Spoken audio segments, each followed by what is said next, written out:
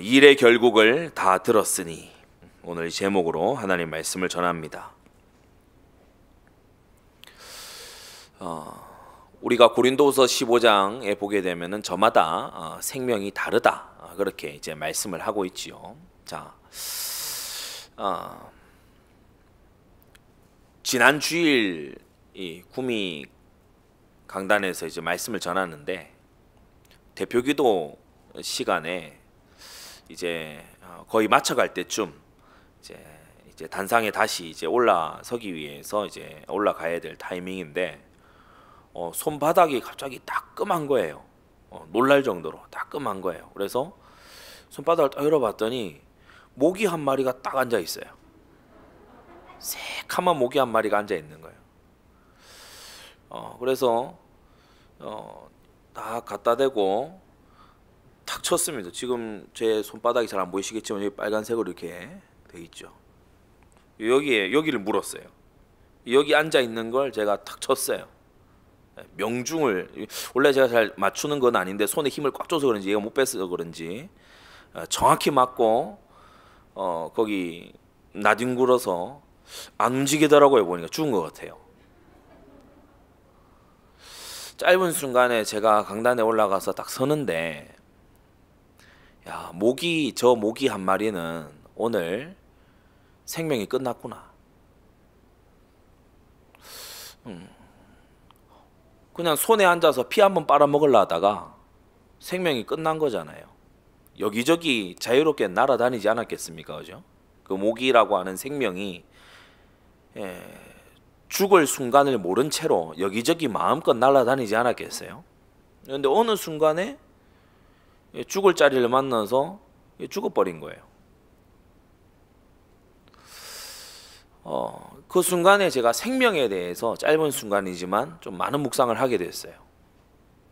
나라는 것도 생명이고, 지금 이 공간을 채우고 있는 한 명 한 명의 사람들도 다 생명인데, 우리의 생명이라는 것이 어느 날 죽음을 만나게 되면 저 모기 한 마리하고 다를 것 없이 다시 움직이지 못하는 그런 생명 아니냐. 그런데 저 모기처럼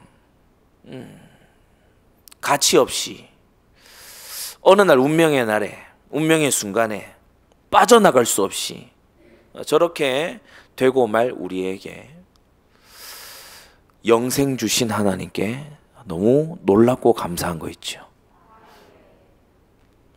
그가 우리에게 약속하신 약속이 이것이니 곧 영원한 생명이니라. 우리는 약한 생명 지금 가지고 있어요. 근데 우리 속에 영원한 생명이신 예수 그리스도께서 들어와 계신 겁니다. 그래서 우리가 약하디 약한 내 생명 능력으로 살아가지 말고 우리 안에 계신 예수 생명 능력으로 우리는 새롭게 살아가기를 시작해야 돼요. 그러면 어떻게 되느냐? 제가 요새 보니까 자동차 중에 하이브리드 자동차들이 있더라고요. 그죠? 이 휘발유나 이제 뭐 어떤 이 연료를 가지고서도 하다가 그 연료를 가지고 충전한 전기를 가지고서 또 이렇게 가는, 거듭난 사람은요, 이 하이브리드 생명인 것 같아요. 제가 비유컨대 말이에요. 여러분이 뭐 하이브리드다 이래서 여러분이 뭐 기름을 먹는다 이런 뜻이 아니고, 흡사 그것과 같아요. 우리의 육신의 어떤 노력을 가지고 여러분 영혼의 배터리를 채우시기 바랍니다. 영혼의 배터리를 좀 채워야 나가야 돼요. 그래서 내 생각으로 살지 말고 복음 안에서 믿음으로 살아야 됩니다. 물론 그 복음 안에 믿음을 얻고 훈련해 나가는 데에는 우리 육신의 시간과 열정과 노력이 필요하지요. 마치 이 전기를 충전하는 것처럼 필요하죠. 그러나 진짜 능력은 어디서 나오냐? 진짜 힘은 어디서 나오냐? 우리가 육신 생명대로 살지 않고 예수 생명대로 살 때인 줄 믿습니다. 그래서 갈라디아서 5장에도 보면요, 너희가 성령을 따라 행하라. 그리하면 육체의 소욕을 이루지 아니하리라. 우리 사람에게 두 가지가 있는 거죠. 성령의 소욕이 있고 육신의 소욕이 있는 거죠. 근데 성령을 쫓아서 행하는 이 삶을 힘써 행하면요, 육체의 소욕에서 벗어날 수 있다는 거예요. 여러분, 이 삶이요 실제가 되는 사람은 오늘 서론에 4가지 말씀드리는데, 첫째, 복음이 이론이 아니고 생명이 됩니다. 여러분, 복음이 이론이 아니고 생명이 되면요, 참 이걸 어떻게 비유로 설명해야 되겠습니까? 인공신장을 달았다 칩시다. 인공장기를 하나 달았다 칩시다. 내 장기는 너무 막 연약하고 병들고 뭐 힘이 다 소진되고 이렇게 됐어요. 근데 이 인공장기는 쌩쌩하잖아요. 이 사람이 만든 인공장기도 그러한 어떤 생명력을 가지고 있는데, 하나님께서 우리 생명 가지고 안 되니까 예수 생명을 우리가 안에 넣어주신 거거든요. 오늘 이 비유의 말씀을 보면 잘 깨달으셔야 됩니다. 내 생각으로 살지 말고 예수 안에서 나오는 생각으로 해야 돼요. 내 의지대로 하지 말고 예수 그리스도 안에서 나오는 뜻과 의지를 가지고 살아야 돼요. 내 감정 그대로 반응하지 말고 예수 그리스도를 통과한 마음을 여러분 새로 품게 되기 바랍니다. 여러분, 이게요 새 생명의 능력으로 사는 삶이에요. 새 생명의 능력으로 살아야 돼. 왜냐하면 우리가 번뜩 떠오르는 생각은요, 이건 죄에 오염된 생각이에요. 우리가 뭐 투석이라는 게 그런 거라면서, 이게 갈아 넣는 거라면서요. 그러니까 인공신장 이걸 해서 그렇게 이제 생명을 계속 생명력을 가져가는 분들이 있지 않습니까? 근데 이런 것과 흡사하지만 더욱더 영원하고 완전한 형태로 주님께서는 우리에게 예수 생명을 주신 거거든요. 그래서 우리가 예수 생명의 능력으로 우리의 생각을 정화를 시켜야 돼요. 우리에게 떠오르는 생각을 그대로 막 믿고 따라가지 말고 이걸 복음 안에서 정화를 시켜야 돼요. 여러분, 정화시키는 방법은 뭡니까? 하나님 말씀은 뭐라고 하냐? 주님께서는 이것을 통해 나를 어떻게 성화시켜 나가려고 하시냐? 우리가요 그걸 못 깨달으면 쉽게 사람을 원망하고 사람을 원수시할 수 있습니다. 근데 요셉이 딱 정화된 생각을 결론을 딱 가지고 있었죠. 당신들이 나를 애굽에 판 것 같지만 사실은 하나님이 나를 앞서 보내셨다. 이게요 정화된 생각이에요. 정수기로 거쳐진 물처럼 정화된 생각으로 여러분 그리스도 예수 생명으로 살아야 됩니다. 이게 안 되면요 복음이 그냥 이론이에요. 복음은 복음이고 내 생각대로, 복음은 복음이고 내 기분대로, 복음은 복음이고 내 뜻과 내 마음대로 가버리면 이 사람은 복음이 이론이죠. 복음 듣는 교회에서는 복음이 복음인데 이상한 이제 다른 자리에서는 내 죄의 소욕대로, 내 생각의 고집대로, 내가 세운 계획을 막 밀어붙이면서 그게요 복음이 그 사람에게 생명 아닌 거잖아요. 복음 생명으로 사시기 바랍니다. 육신 생명으로 살지 말고 죽음의 권세 앞에, 사단의 유혹 앞에, 죄의 소욕 앞에 판판이 지는 그 육체의 생명으로 살지 말고 오늘도 우리는 예수 생명으로 사는 새 시작을 해야 된다. 그래서 이 신장이 다, 예를 들어 신장이 다 망가진 이 환자가 자기 신장으로 계속 살려고 하면 얼마 못 삽니다. 그런데 아주 이 어떤 성능 좋은 그런 게 딱 있다 그러면요 그걸 가지고서 번거롭다고 생각할 게 아니고 이게요 나머지 몸을 다 살려내는 거예요. 여러분, 사람이 만든 것은 한계가 있고 굉장히 좀 번거롭고 이렇지, 우리는 예수 생명 안에 있을 때 제자리를 찾게 되는 거예요.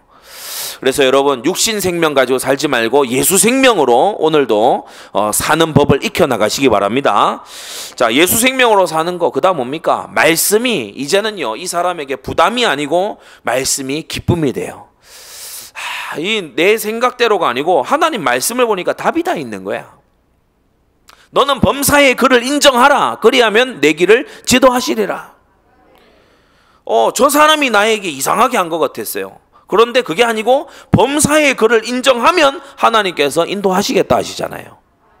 그래서 우리 그리스도인들은요 사람 원망하지 않습니다. 우리 그리스도인들은, 우리 신자들은 뭐하냐? 사람 원망하는 게 아니고 하나님의 이 뜻을 찾고 사람을요 세워주고 도와주려고 해요. 여러분 그러한 자로요 말씀의 사람으로 여러분 우리는 오늘 새로 시작돼야 되는 겁니다. 말씀이 나에게 실제 적용이 안 되면 말씀만큼 부담스러운 게 없지요. 말씀은 신령하기를 요구하는데 나는 영 딴판으로 살고 있으니까, 나는 지금 막 복수심에 불타고 있는데 말씀은 원수를 사랑하라 하니까 이게 막 부담스러운 거예요.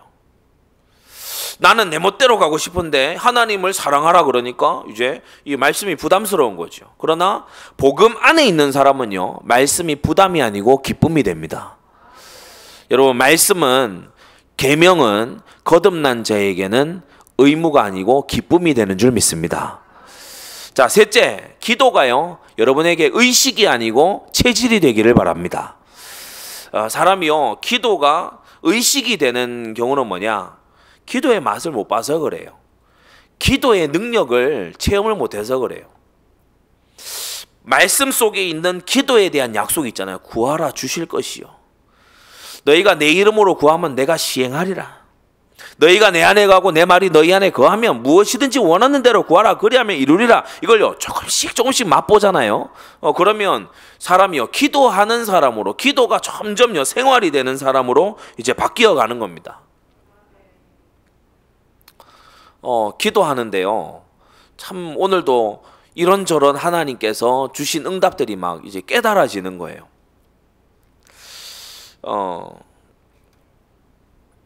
어떤 일이 있어서 이제 좀 상담도 하고 또 물어도 보고 이렇게 할 일이 있었어요.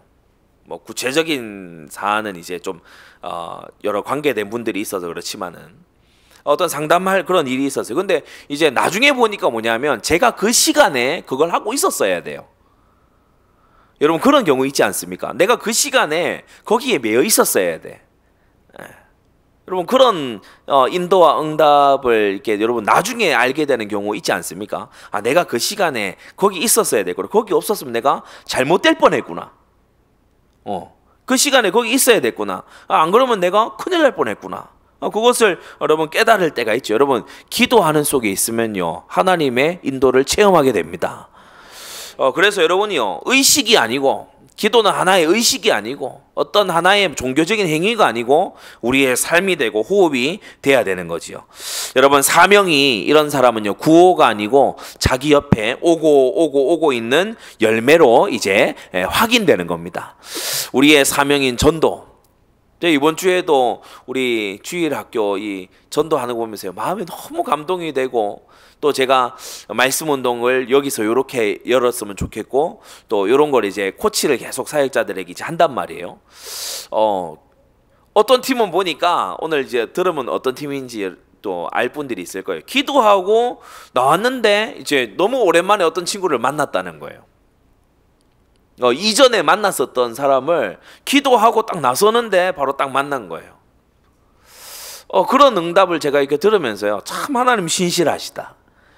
우리가 조금만 하나님의 소원인 전도를 가슴에 품고, 특별히 지금 어린이 집중 전도 기간 아닙니까? 어린이 전도를 위해서 딱 이렇게 하는데 이게 단지 구호가 아니고 각 지역들마다, 각 구역들마다 체험이 되고 있구나. 너무 감사하다. 구원 얻는 이가 날마다 이렇게 생겨나니 얼마나 감사한가.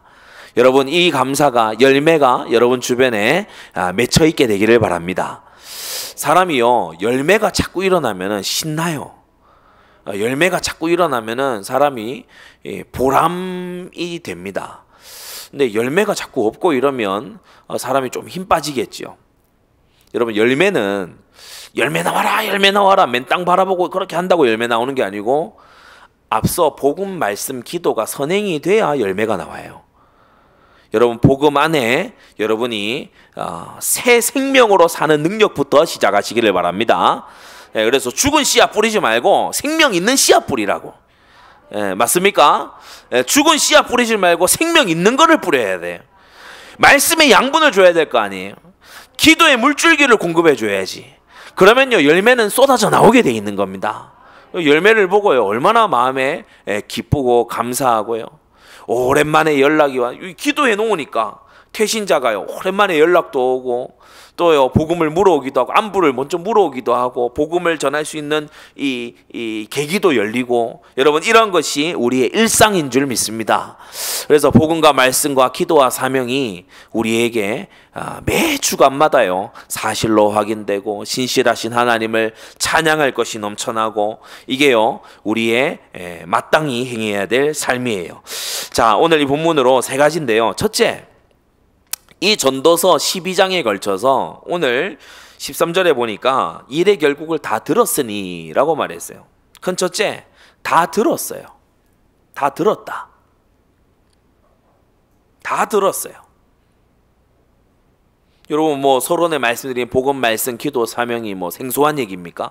오늘은 조금 다른 어떤 각도에서 제가 말씀드렸을 뿐이지 사실 여러분이 다 들은 내용이죠. 이 전도서도 마찬가지입니다. 1장에서부터 12장까지의 이 모든 내용을 이 전도서를 읽은 사람뿐만 아니라 신앙생활 연수가 조금 찬 사람들은 다 들어서 아는 내용이죠. 전도서는 뭘 말씀합니까? 해 아래 인생은 결국 어디로 가는가를 말씀합니다. 이른바 인생론이죠.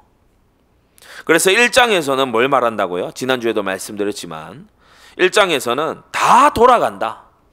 만족이 없다. 결국 해 아래 새 것이 없이 다 돌아가고 그리고 만족감이 없고 결국 잊혀지게 된다. 그래서 헛되니 모든 것이 헛되다. 자, 2장 이 헛된 인생에서 쾌락을 쫓아봐야 헛되다. 경영해서 산업을 일으켜봐야 헛되다. 수고를 애터지게 해봐야 헛되다. 지혜 있어봐야 헛되다. 다 헛되다.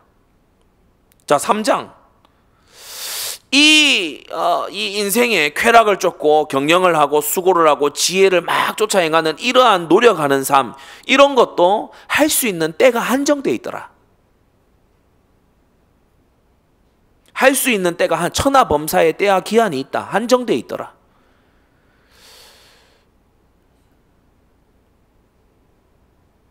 환갑 넘어서 공부하려고 하면요, 일단 여러 가지가 이게 안 따라줍니다.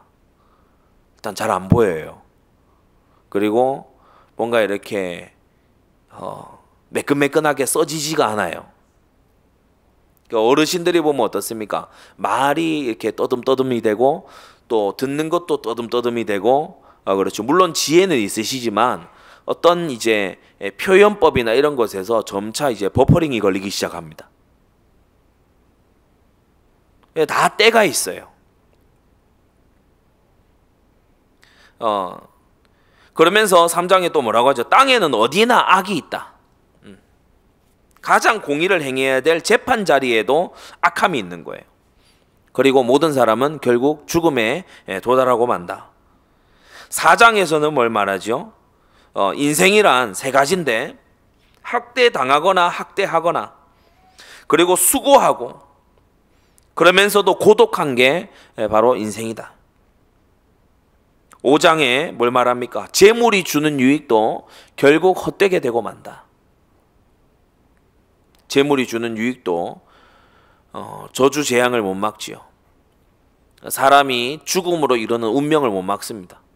세계 최고의 부자도 늙어가고 죽어가요. 결국 헛되다. 6장 그 재물을 받았는데 자기가 누리지 못하고 타인이 다 누려버리는 그런 사람들도 많이 있다. 그러면서 7장에 또 이 땅에는 믿을 만한 사람도 너무 없다. 8장 인간들은 장래의 일을 알지 못한다. 바로 코앞의 일도 알지 못한다. 9장 불시에 재앙이 호련히 임한다. 어느 날 운명의 날이 오는 거예요. 아까 그 모기처럼 그죠. 잘 먹고 있는데 어느 날 큰 손가락이 와서 자기를 치는 거예요. 그래서 모두 다가 영광스럽게 예배드리는 그 자리에 지는 죽어 있어야 돼. 그 빨간 그 카펫 위에 널브러져서. 부목사님 살생을 하셨네요. 그럼 어떻게 해? 이거 쳐내야지. 달고 올라갈까? 먹어라 이러면서. 미미예요. 저희 집에 뭐 무슨 존벌레가 나왔다 그랬었나? 우리 사모가 존벌레 나온다 그래서 그게 내가 키우는 애다.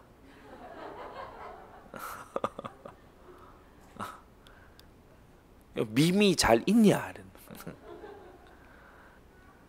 생명을 우리 소중하게 좀 존벌레라도 그러니까 막 웃더라고요. 뭐 이렇게 날파리 날아다니면 누구 내가 키우는 애라고. 애완동물도 없는데 저런 거라도 키워야 되지 않겠냐. 어느 날 재앙이 임해요. 어느 날 진공청소기로 와 하고 막 어느 날 재앙이 임해요. 여러분 이게요 벌레 얘기가 아니고 인생 얘기입니다 지금. 어느 날 재앙이 임해요. 아니 노아 시대에 그 사람들 그런 일이 있을 줄 몰랐지. 어느 날 뭐 대홍수가 나서 쓸려가는데 뭐 불시의 재앙이 호련히 임해요. 개인적으로든 지역적으로든 민족적으로든 불시에. 10장 왕의 진노의 대상이 되면요 이 재앙을 면할 길이 없어요. 그래서 어떤 경우는 다들 평안하게 사는데 나만 역적이 돼가지고 아주 곤경에 처하기도 하고요. 다들 평안하고 이상이 없는데 나만 아주 이 다급한 그런 처지에 들어가기도 하죠. 11장 인생에 본격적으로 힘있게 살아볼 이 청년의 때도 바람처럼 날아가더라. 그리고 이제 마지막 12장입니다. 너희가 일의 결국을 다 들었다. 다 돌아가고 만족감이 없고 잊혀져 가고 한 4가지 정도를 해보잖아요. 쾌락을 쫓아서 막 해보든지 아니면은 자기의 어떤 작은 어떤 산업을 막 일구어서 막 굴지 기업을 일으켜 보겠다 이걸 하든지 아니면은 내가 하고 싶은 일에 막 최선을 다해 보든지 아니면 지혜를 막 얻고자 하든지 이런 인생들이 이 4가지를 주로 이제 이 한 가지 정도를 잡고 하잖아요. 다 헛되더라. 그걸 할 수 있는 기한도 한정되어 있을 뿐더러 다 헛되게 되고 말더라. 그걸 가진 사람이 수고해서 경영해서 뭐가를 가진 사람이 학대하기 시작하고 그 학대받는 사람도 고통스럽다고 막 이렇게 여기고 그 사이에 막 고독한 사람들 넘쳐나고 이게 인생이더라. 답이 없고 출구가 없고 만족이 없는 그게 해 아래 인생이더라. 자 그래서 이 해 아래의 인생의 운명을 다 들었으니 오늘 13절에 뭐라고 합니까? 하나님을 경외하고 그 명령을 지키며 너희는 마땅히 살아야 된다라는 이 말씀을 오늘 받았는데 우리는 여전히 쾌락을 쫓아가고 내 이걸 일으켜 보겠다 막 이 대단한 그런 열심을 품고 그리고요 세상에다 수고를 다 갖다 바치고 그러면서 뭔가 나를 아주 빠르게 부자로 만들어줄 그런 막 길이 없을까? 나를 막 이렇게 무병장수하게 해줄 길이 없을까? 여기 기웃 저기 기웃 우리는 여전히 그렇게 하고 있거든요. 그래서 큰 2번째 다 들었는데 안 되는 이유. 다 들었는데 다 들어서 알고 있는데 안 되는 이유가 있습니다. 그 첫째가 뭐냐면 영혼 속에 안 담겨서 그래요. 영혼 속에 여러분 전도서는 뭘 하는 겁니까? 예수 그리스도를 하나님이 주신 진리를 주님의 말씀을 나의 절대적인 소망으로 잡기 바로 전에 이 절대적인 소망으로 잡으려면 세상이 선전하는 세상 거짓 희망을 완전히 버려야 돼요. 그게 전도서입니다. 해 너머의 삶에 들어가려면 해 아래의 삶과 끊어져야 돼요. 그게 전도서입니다.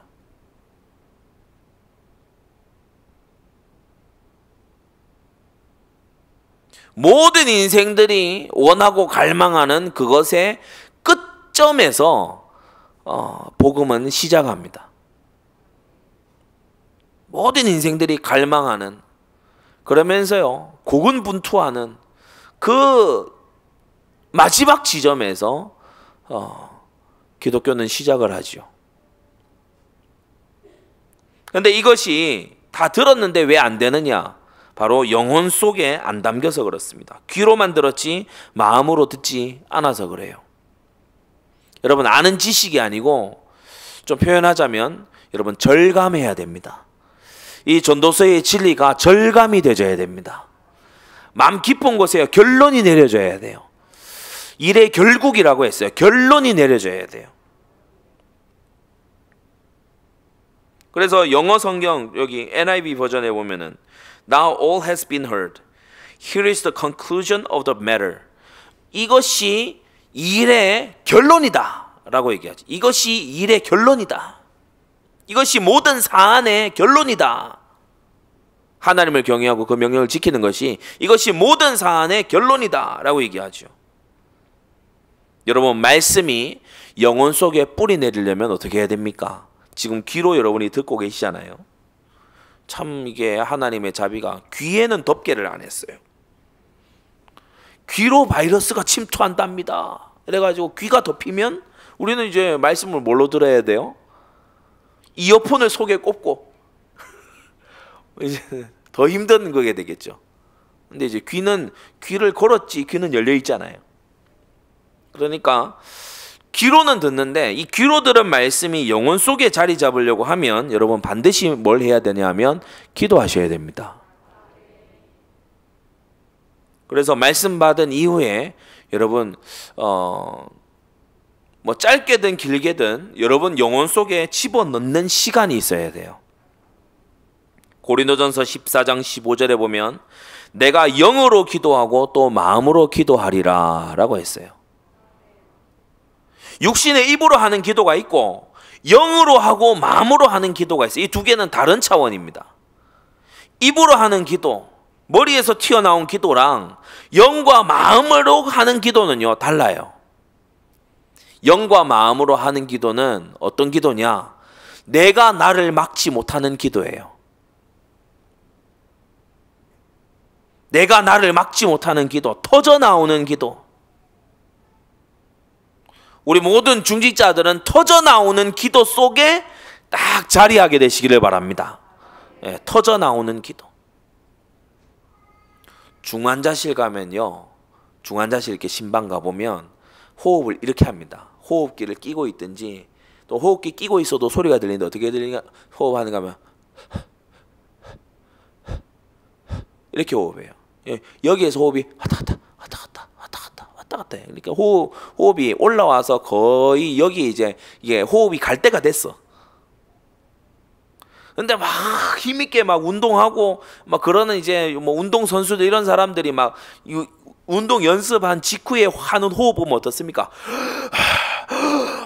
하면서 막 여기 끝에서 막 호흡이 막 나왔다가 들어갔다 나왔다 들어갔다 하죠. 막 온 전신으로 호흡을 하죠. 이거는 뭐 복식도 아니고 전신 호흡을 해버리잖아요. 완전히 막 온몸으로 막. 그러면서 막 팔을 벌리면서 막 호흡을 하고 이렇게 하잖아요. 이게 뭐냐면 속에서 이 쓴 어떤 호흡의 소리가요 터져 나오는 거예요. 기도 소리가, 기도의 이 깊이가 중환자 수준이면은 곤란합니다. 하나님 이렇게 얘기해 주시고 저희 뭐 오늘 은혜하게 해주시고 거의 죽어가. 물론 이제 마스크 써서 힘든 그런 경우 있어요. 마스크 상황을 얘기하는 게 아니고 진짜 내 속에서 터져 나와서 하는 기도 있잖아요. 이게 영으로 기도하고 마음으로 기도하고 영으로 찬미하고 마음으로 찬미하는 거거든. 여러분 이 지점에 도달하셔야 됩니다. 영과 마음의 기도를 할 때에 그게요 들은 말씀이 영혼에 가서 자리를 딱 잡게 돼요.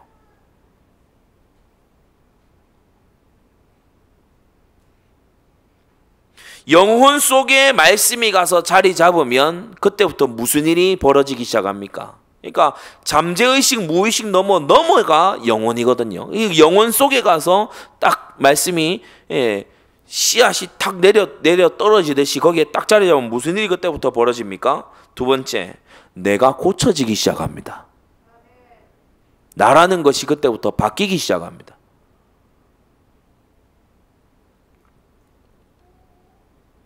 많은 사람들이 말씀을 지식으로만, 왜냐하면 복음을 들을 때부터 복음을 지식으로만 이렇게 받아들였어요. 그러다 보니까 참 저는 이제 이 우리 한국의 교육도 그렇고 이 서구식의 어떤 교육이 우리에게 끼친 좋은 영향도 있지만 안 좋은 영향이 못지않게 크다는 것을 왜 이렇게 생각을 하냐면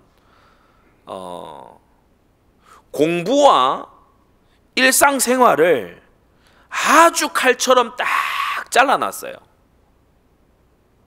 공부와 일상생활을 칼처럼 아주 쫙 갈라놨어요. 이분법적으로.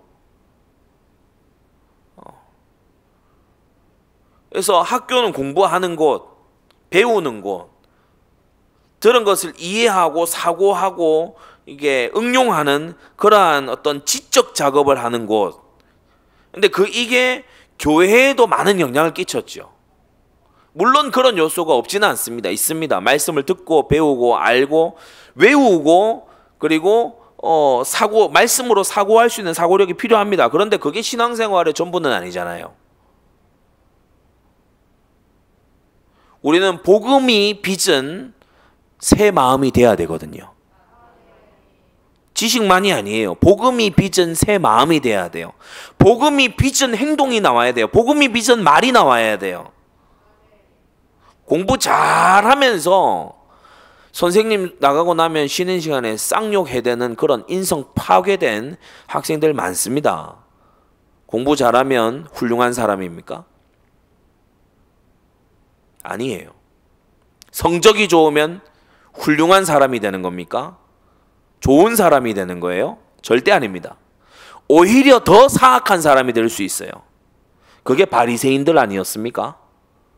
말씀을 잘 알아요. 말씀에 대한 지식이 탁월해요. 그런데 말씀이 그의 영혼에 자리 잡지 않았어요. 그의 영혼을 바꾸지 않았어요. 그래서 예수님께서 말씀의 본뜻을 말씀하시니까 분노해요. 찔리니까 튕겨나가지요. 우리가요, 그 뒤를 밟아서는 안 되는 것입니다.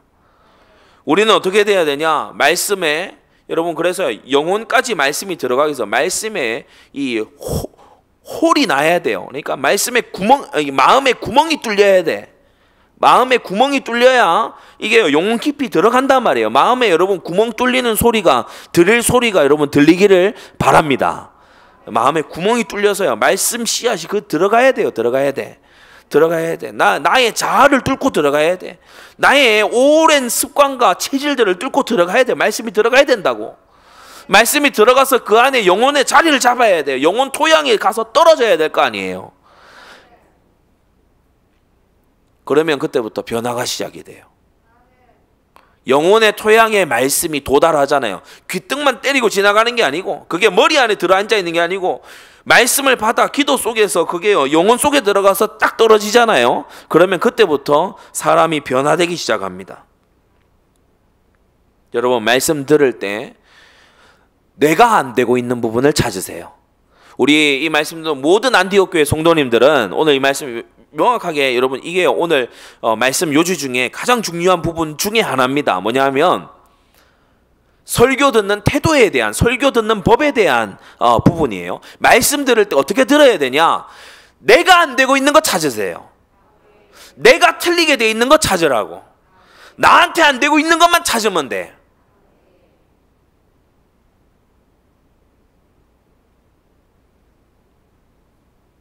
예레미야 23장 29절에 나 여호와가 말하노라 내 발이 불같지 아니하냐 반석을 쳐서 부스러뜨리는 방망이 같지 아니하냐 그랬어요. 그러니까 우리의 마음이 딱딱한 돌과 같다는 거예요. 저는 이게 이제 나이 들어가면 더 그런 것 같아요. 세월이 흘러가면서 마음이 이제 막 딱딱해졌어요.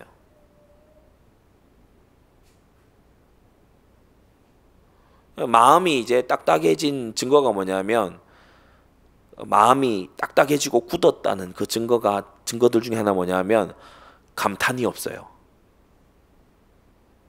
그게 마음이 늙어가고 굳어가고 있다는 거거든요. 감탄이 없어요. 제가 우리 1도 또래 애들을 보니까 감탄의 연발이에요. 와, 우와. 여러분 아이들 한번 보세요.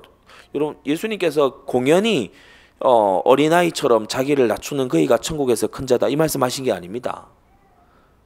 우와, 우와. 이게 아이들이 주로 하는 리액션들이에요. 근데 나이 든 어른분들은 어떻습니까? 그럴 줄 알았다. 몰랐으면서 막 놀라운 얘기를 해요. 그러면 뭐 이건 이 대꾸가 별로 없어요. 저는 어느 이 설교 현장인지는 말씀드릴 수가 없습니다만은 저는 어떤 그 설교 현장에 어떤 한 성도를 파한대소하게 하는 게 저의 개인적인 아주 사적인 하나의 목표이기도 합니다. 워낙 안 웃어요. 워낙 안 웃어. 내가 진짜 다른 모든 성도들이 다 웃는데 그분만 안 웃는 걸 보면서 어떤 도전 의식이 생기더라고요. 저분은 반드시 내가 어금니를 보고야 말겠다 이런 이제 마음을. 근데 얼마나요? 이 반응이 없는지 몰라요. 감격이 없어요. 반응이 없고 기쁨이 없어요. 그게요 반석처럼 돼 있는 마음 아닙니까? 유들유들한 마음이 아니잖아요. 딱딱한 마음이잖아요. 지나가는 사람 발목 걸어 넘어뜨리는 돌뿌리가 돼 있잖아요. 사람 다치게 만드는 뾰족한 돌이 돼 있잖아요. 험한 세상 살다 보니까 이렇게 됐지요. 여러분 험한 세상 같이 살았는데 부드럽게 된 그리스도인도 있잖아요. 그렇지요.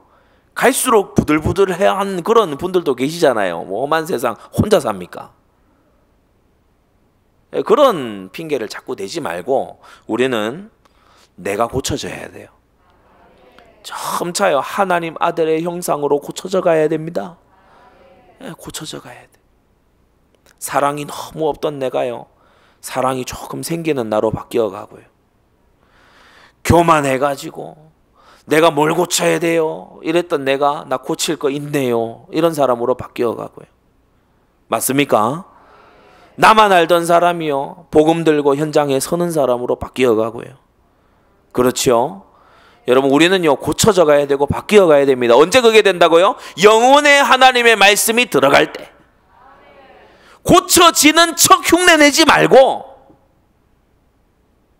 왜냐 이 말씀 전하고 나면 또 그런 고쳐져야 돼 서로 고쳐져야 된다고 난리예요.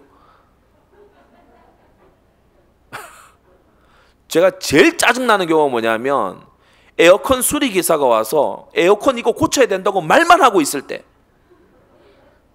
그냥 고치세요. 좀 더워 죽겠네. 이거 배관을 이렇게 해서 이걸 고치셔야 되고 이걸 해야 되고 하세요. 그냥 제발 속으로 얘기합니다. 제발 지금 하세요. 난 들어도 모르니까 뭐 이걸 하면 냉매제가 어떻게 되고 막 얘기를 해요. 그래 많이 알아서 좋겠다. 근데 하라고 그냥 시간 간다 해라 좀. 저 그런 마음이 속에서 막 나더라고요. 여러분 어떻습니까? 막 우리 고쳐야 돼요. 그냥 고치세요.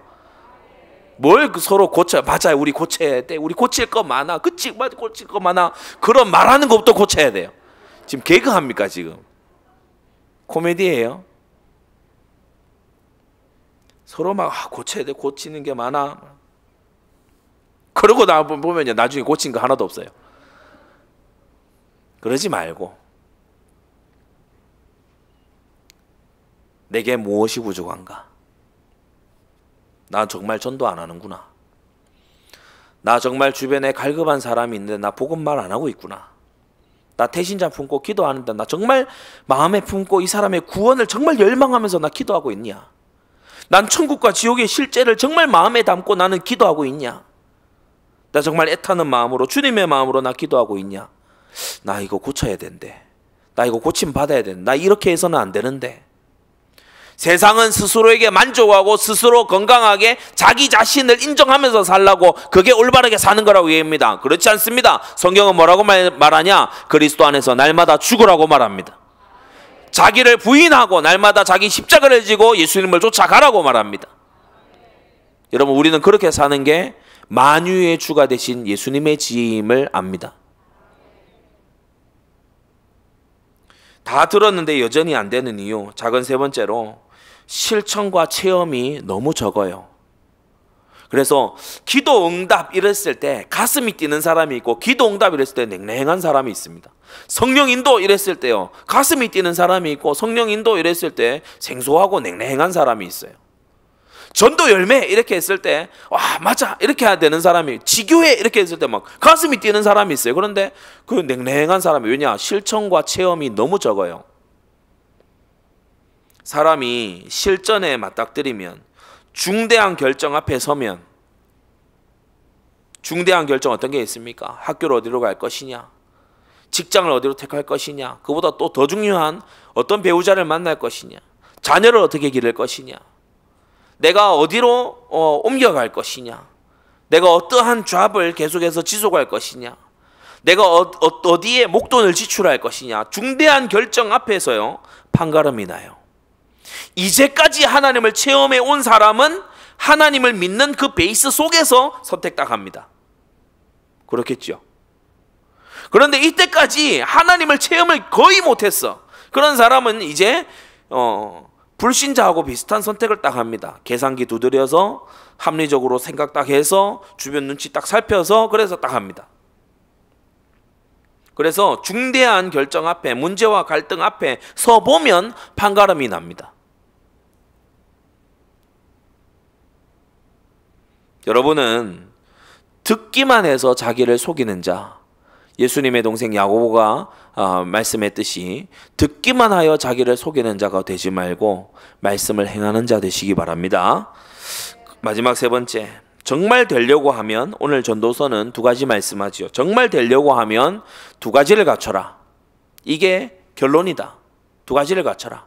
해 아래 인생들이 전부 헛짓하고 있는데 딱 두 가지 갖춰라. 간단하다. 딱 두 가지 갖춰라. 정말 되고 싶냐? 두 가지 갖춰라. 첫째 뭐죠? 하나님을 경외해라. 우리의 속마음을 말하는 겁니다. 우리의 영혼의 상태를 말하는 겁니다. 하나님을 두려움으로 사랑해라. 자기중심적으로 사랑하는 게 아니고 두려워하면서 사랑해라.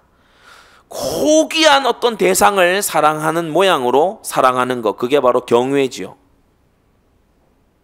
여러분, 우리는 하나님 앞에서 조심함이 있어야 됩니다. 그래서 경외하는 사람은요, 하나님과 관계된 모든 것을 조심히 대해요. 조심스럽게 대해요. 하나님과 관계된 모든 거 조심스럽게 대합니다. 하나님이 기뻐, 두 가지, 여러분, 경외는 이 두 가지에서 티가 납니다.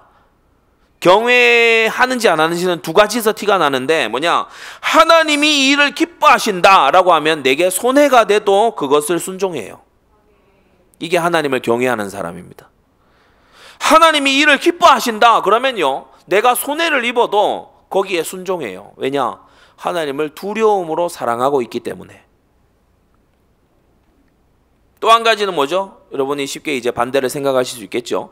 하나님이 싫어하시는 일이라면 내게 유익해도 그것은 거절해요. 하나님이 싫어하시는 일이라면 내가 하고 싶은 거라도, 내게 유익을 주는 것이라도 그걸 거절해요. 바로 이 사람이 하나님을 경외하는 사람입니다.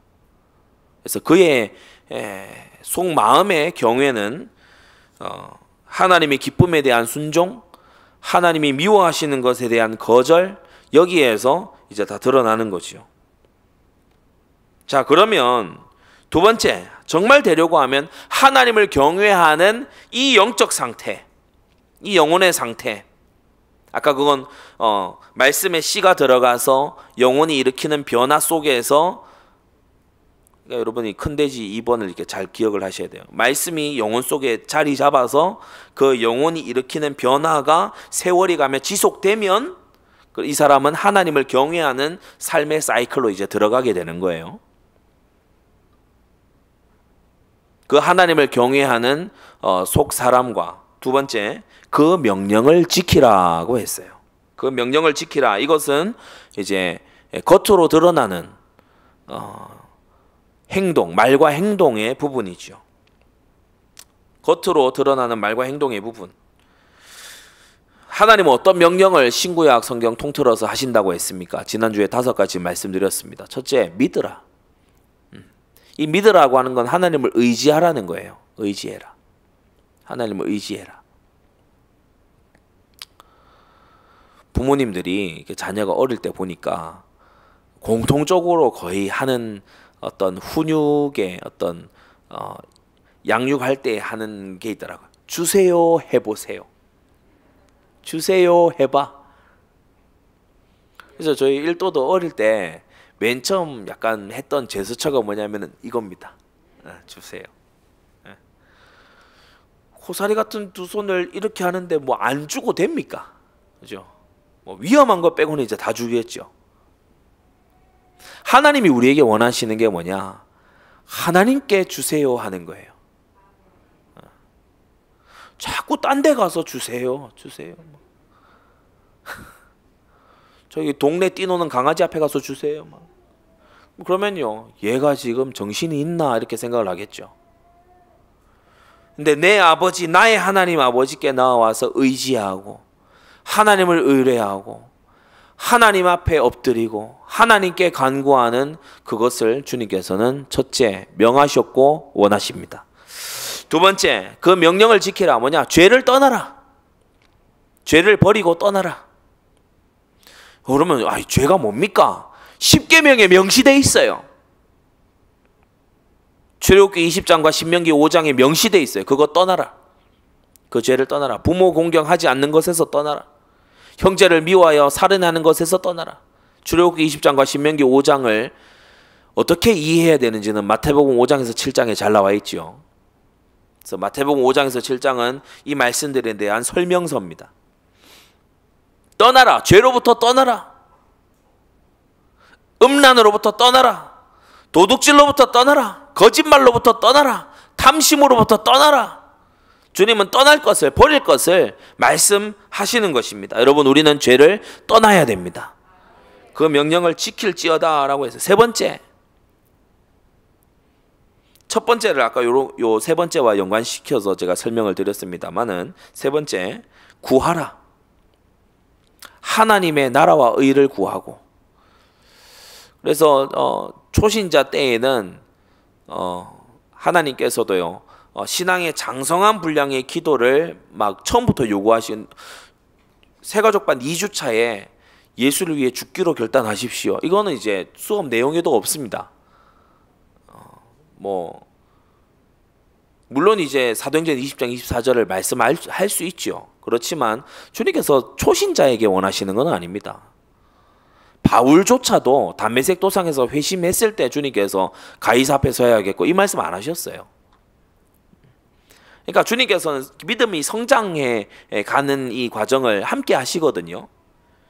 여러분, 날이 갈수록 구하는 것이 하나님의 거룩하신 뜻과 맞아 들어가야 돼요. 자녀가 장성해 가면요, 이제 가정의 형편에 대해서도 부모가 함께 얘기도 나누기도 하고요. 중요한 선택과 결정에 자녀가 함께 그 의논에 동참하기도 하듯이 나중에는 하나님과 함께 일하는 동역자로서, 고린도서 6장에 하나님과 함께 일하는 동역자로서 너희를 권한다. 바울이 그렇게까지 믿음이 성장한 것을 볼 수 있죠. 여러분, 구하는 것이 날이 갈수록 하나님의 소원과 맞아가기를 바랍니다. 네 번째, 섬기라. 하나님을 하나님으로 섬기고 주의 종을 주의 종으로 섬기고 새신자를 새신자로서 섬기고 섬기는 자가 되라. 섬김 받으려고 하지 말고 섬기는 자가 되라. 그러면 하나님이 으뜸이 되는 축복을 주실 것이고, 섬기는 자가 바로 모든 것을 얻게 된다. 가정 안에서도 남편이 아내가 서로를 섬기려고 하면 참 아름다운 가정이 되지요. 주님은 섬길 것을 말씀했어요. 교회 안에 오셔서도 여러분 서로 섬기시기 바랍니다. 서로 특히 제가 말씀을 드리는데 임원들과 또 각 부에서 충성하시는 분들은요, 자기 말빨 세우려고 자꾸 하면 안 돼요.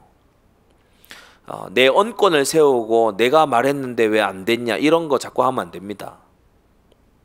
하나님 말씀이 이루어지기를 다 이렇게 함께 고대해야 돼요.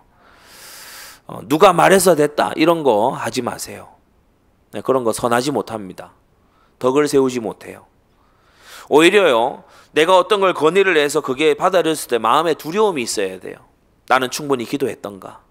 난 이것을 교회 앞에 건의하고 얘기를 할 때 나는 충분히 성령 충만한 상태였던가? 이걸요, 오히려 두렵고 떨림으로 스스로 돌아봐야 됩니다. 여러분, 섬기는 자 되시기를 바랍니다. 5번째, 전하는 자가 돼야 돼요. 복음을 전하고 말씀을 전하고 기도 응답을 전하고 사명을 전달하는 그러한 우리가 돼야 되겠지요. 결론을 맺겠습니다. 오늘 이렇게까지 영혼 속에 말씀이 들어가야 된다. 그곳에서부터 변화가 시작돼야 된다. 그 변화로서 실천과 체험이 이어지는 이것이 바로 하나님 경외하는 마음을 만들어 간다.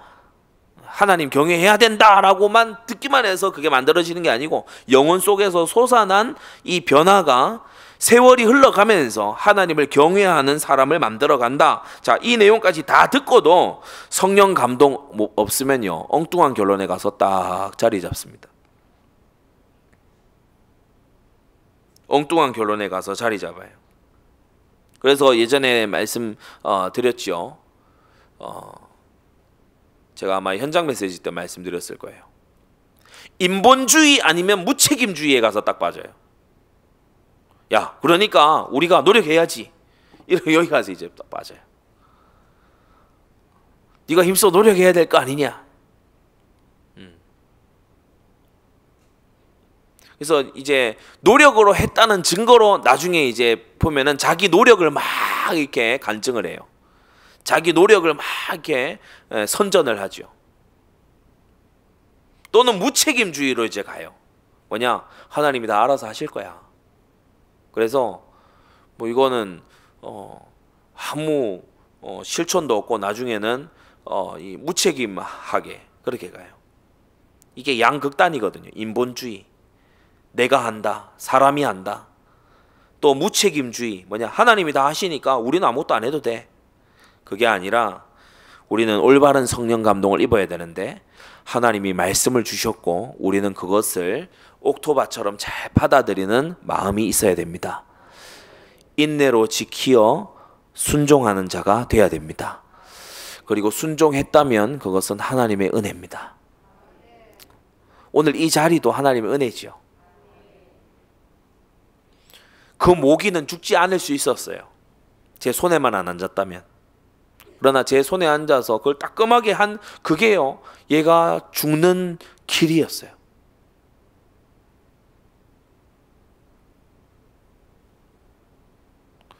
우리가 살아서 하나님의 말씀을 듣고 있다는 거, 우리에게 사명이 있다는 뜻이고, 이 땅 가운데 하나님께서 우리를 쓰실 일이 있다는 증거인 줄 믿습니다. 그래서 올바른 성령 감동을 입으면요, 순종하고 내가 노력 다해서 순종하지만 하나님을 경외해요. 여러분, 이 두 가지 말씀에 왜 같이 나왔는지를 이제 아시겠죠, 그죠? 내가 그 명령을 지키는데 이것은 하나님의 은혜로 한 거예요. 하나님의 은혜로 사는데 나는 그 명령을 순종해요. 이 두 개가 함께 간다는 겁니다.